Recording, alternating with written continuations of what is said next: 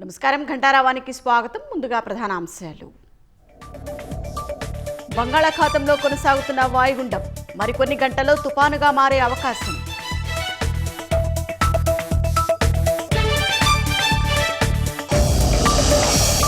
Kurnool bus ప్రమాదంతో private travels లో తనిఖీలు.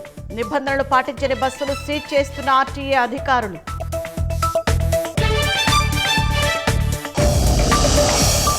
కడప జిల్లా మోరగుడిలో జంట హత్యల కలకలం.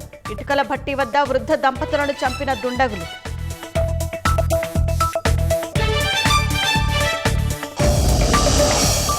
ఎన్టీఆర్ జిల్లా కొండపల్లిలో కనువిందు చేస్తున్న జలపాతాలు. పార్కు, టెక్కింగ్, వాటర్ ఫాల్స్ వద్ద పర్యాటకుల సందడి.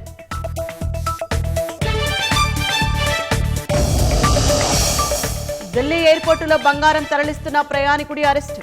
నిందితుడి నుంచి 170 గ్రాముల పసిడి స్వాధీనం.